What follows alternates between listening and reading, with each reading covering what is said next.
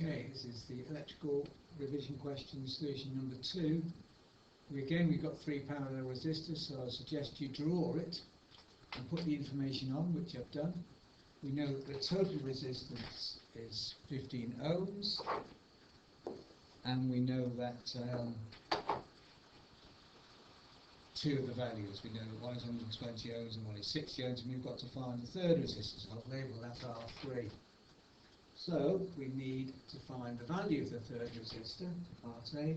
Once we've got that, we can find the current drawn from a 54 volt supply. Well, that's fair enough. We know the total resistance, so we can easily find the current given the voltage using Ohm's law. And then finally, we're asked to find the power dissipated in the unknown resistor, so we need to remember the power equations to do that. So, first thing I would do would use a formula 4. And resistors in parallel, and I'm going to have to use that 1 over RT is 1 over R1 plus 1 over R2 plus 1 over R3 for this particular part of the question, because I've got 3 resistors in parallel. So I'll put the values in. Remember that I can only add resistors if they have a common denominator, and then try and work out what R3 is, remembering that this formula gives us the inverse of R3. So at some point I'm going to have to invert to get R3. So see if you can do this, and the solution will follow. So pause and then have a go. So I know that 1 over 15, total resistance, is 1 over one of the resistor values, which is 120, plus 1 over 60 plus 1 over R3. Well, the first thing to recognise is that the 60 is exactly half of 120, so I can make a common denominator here. 2 over 120 plus 1 over R3, and so that becomes 3 over 120. So know that 1 over 15 is 3 over 120 plus 1 over R3. So subtracting 3 over 120 from both sides, and then writing 1 over R3 first, I've got 1 over R3 plus 1 over 15 minus 3 over 120.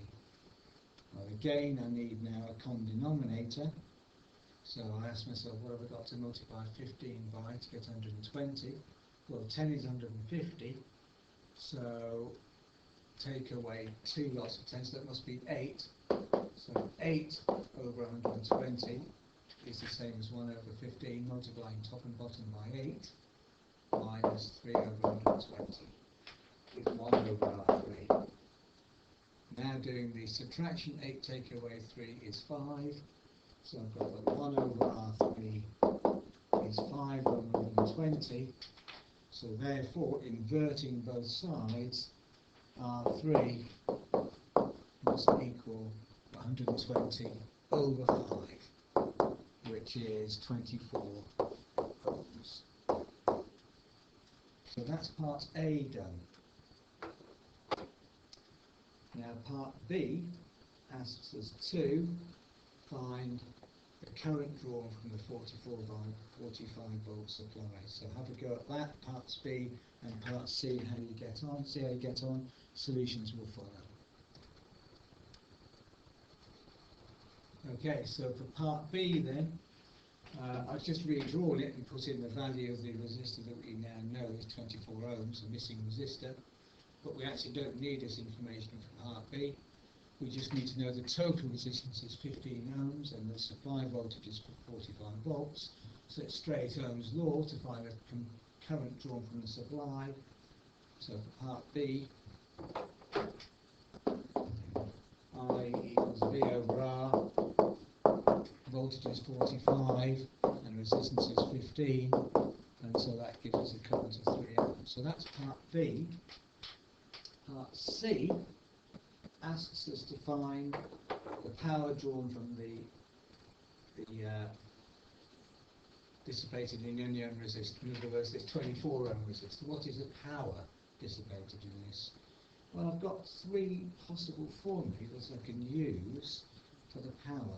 I know that power is volts times current, but I also know that power equals I squared R, or power is V squared over R. And if you look at these formulae, you can see that each one is missing something. The first formula is missing the resistance, so I use that if I don't know the resistance.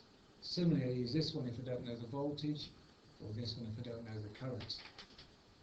And if we look at this particular situation that we've got, we know the voltage across the 24 ohm resistor is 45 volts, and we know the value of the resistance is 24. So we can use the final equation and say that the power equals V squared over R, which is 45 squared over 24. So we can get a calculator out and work out what it is, and see that it comes out to be 84.4 watts to three significant figures. If we look at the problem, we could actually use Ohm's law to find the current through this. Another way to do this would be to find the current in this 24 ohm resistor, because I know the value of the resistance and I know the voltage, and then once I know the current, I could use any of these other two equations to find the power. But probably the most straightforward way would be to use this one. That's question number 2 done.